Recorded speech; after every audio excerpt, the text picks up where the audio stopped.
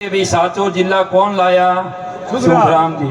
आज भी अपने 93 का रोना रो रहे कि दैया साहब ने मांग उठाई थी 93 में। कितने साल हो गए भी, 30 साल हुए, आज भी हम याद कर रहे। वो तो इस दुनिया में नहीं है, फिर भी हम याद कर रहे। तो यही पूरा राम जी को याद करवाना है जीवन भर। मुझे तो कहा था मेरा लास्ट चुनाव है, लेकिन ये करेंगे तो सब कुछ होगा। ये भीनमाल, ये बागोड़ा इनके भीनमाल के साथ जाएगा और भीनमाल जिला बनेगा।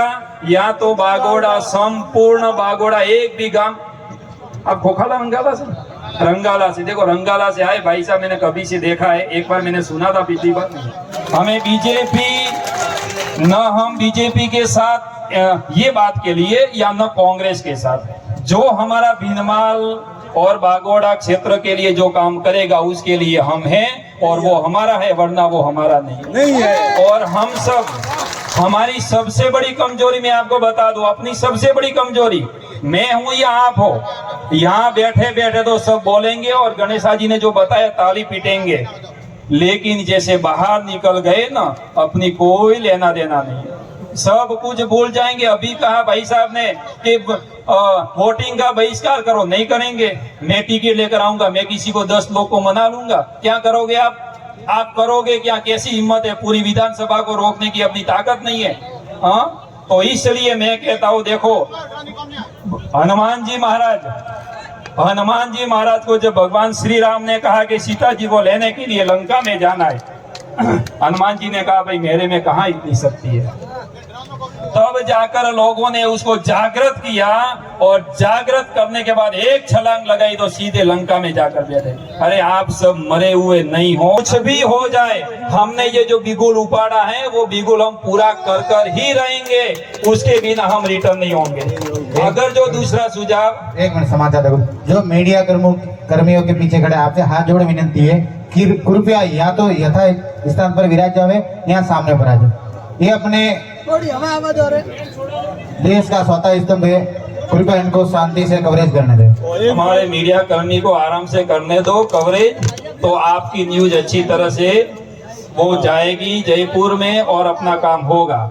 और मैं दूसरी एक क्या मेरा विचार प्रकट करता हूँ कमेटी के सामने, अगर वो हो सके तो पूर्व में भी पिछली मीटिंग में जो यहाँ गणेशा जी ने कहा था, अगर जो जयपुर में धरना नहीं होता है तो भाई यहाँ तो मैं परसों तरसों भी एक बार आया था, यहाँ 12 साढ़े 12 बजे, बराबर है। लोग बेचारे कहाँ, अरे अभी तो समय 700 रुपया मजदूरी का एक मजदूर को देना पड़ता है भाई, खेत में काम करने के लिए 700 रुपया। और वो भी मजदूर कितना काम करता है? आधे दिन काम करता है फिर चला जाता है। फिर भी आप यहाँ बैठे हो, क्यों बैठे हो? अपनी पीड़ा है। हाँ, अगर जो हो सके सब लोग बैठ जाओ भाई, डिस्टर्ब ना हो जाए। भूखे रह जाएंगे, भूखे रह जाएंगे। और दूसरा नारा मैं कहूंगा, एक ही मांग एक ही नारा, आपको कहना है कि भीनमाल जिला बने हमारा, बने हमारा। एक ही मांग एक ही नारा। अभी भी आवाज अच्छी नहीं आ रही। एक ही मांग एक ही नारा। खूब खूब धन्यवाद। यहाँ बागोड़ा की क्षेत्रपाल जी की धरती पर अपने भाड़ू से मठाधीश महाराज यहाँ पधारे हैं, और ये बागोड़ा संघर्ष समिति का मैं कोई नाम नहीं लेता हूँ, इतने सारे लोग हैं, और उपस्थित सभी गणमान्य लोग और किसान, युवा, बुजुर्ग और माताएं। ये हकीकत से कही जाए ना तो सभी वक्ताओं ने एक ही बात कही है, कहीं ना कहीं अपनी कमजोरी है। जैसे एक साधु ने एक सर्प को कहा था कि भाई तुझे किसी को डंस नहीं मारना है, तो वो सर्प को सब लोग पत्थर से मार रहे थे। हाँ, वो किसी तरीके से अपने गुरु के पास पहुंचा और गुरुजी ने बोला कि भाई क्या हुआ तुझे? तो कि लोगों ने मुझे बहुत लाठी से, पत्थरों से बहुत मारा। कि क्यों? कि आपने मना किया था कि डंस नहीं मारने का। अरे भाई, मैंने तुझे डंस मारने का मना कहा था, लेकिन फूफाड़ा तो मारना पड़ता है ना। आप जब तक फूफाड़ा नहीं मारोगे तब तक जनप्रतिनिधि वार्ड पंच से लेकर सीएमओ या पीएमओ या राष्ट्रपति हो, कोई हिलने वाला नहीं है। हाँ, आपको डंस नहीं मारना, सिर्फ फूफाड़ा मारो।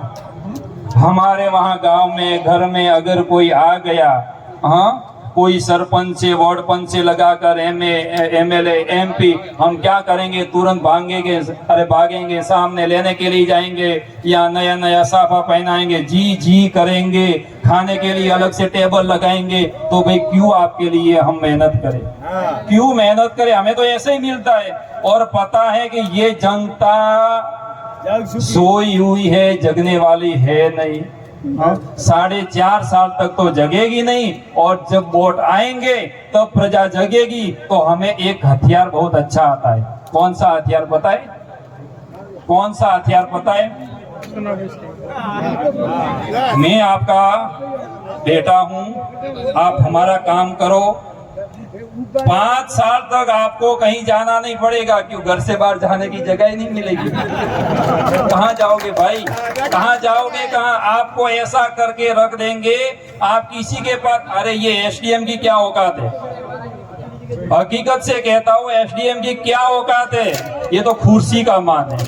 हाँ, जैसे बागोड़ा में पिछली साल प्रधान साहब ने बताया था, तुकाराम जी ने, कि एमएलए, अरे कलेक्टर महोदय मैडम जी आए थे यहाँ पर, और जनता ने पीड़ा उनको कही, और वहां साचोर जाकर कहती है कि जनता खुश है के। तो ऐसे कलेक्टर की क्या औकात है? अपने को नियम समझाए। ऐसे कलेक्टर की क्या औकात है? मैंने काफी सारे ये राजस्थान जालौर की धरा पर मैंने ऐसे धरने देखे हैं, कलेक्टर क्या सीएम को भी उतर कर नीचे आना पड़ा है। अपने जालौर की बात कर रहा हूं मैं। तो ये कलेक्टर की क्या औकात है कि जाकर जनता का खराब कहने का। मैं किसी को नीचा दिखाने की बात नहीं करता हूं। अगर सरपंच की ऑफिस में जाए तो हम सरपंच के सामने बैठते, क्योंकि सरपंच गांव का सबसे बड़ा व्यक्ति है। हाँ, तो इतनी जनता यहाँ पर खड़ी है, धूप में बैठी थी 2-2, 3-3 घंटा, और कलेक्टर को कह रही थी कि हमें जालौर में रखो या तो भीनमाल जिला बनाओ। और वहां जाकर कहती है कि हम तो जनता को मिले, और जनता तो खूब खुशी है कि हमें जहां रखा हुआ। इसलिए कहीं ना कहीं अपनी कमजोरी है। अगर मैं आपको सुझाव देना चाहूं तो एमएलए साहब यहाँ हाजिर है, पहले नहीं थे, अभी हाजिर है। हमारी अच्छी दोस्ती है, आप सबकी भी अच्छी दोस्ती है, तब तो एमएलए बने हैं। वरना कैसे बनते भाई? अगर जो एमएलए साहब जो अपने इतने लोग जयपुर में जाकर बैठेंगे, कोई नहीं सुनेगा। अभी जो जनप्रतिनिधि अपने वहाँ प्रतिनिधि मंडल अंदर मिलने के लिए गए थे, वो सत्य हकीकत तो देखो, सारी बात तो न कर सके, मैं भी समझता हूँ।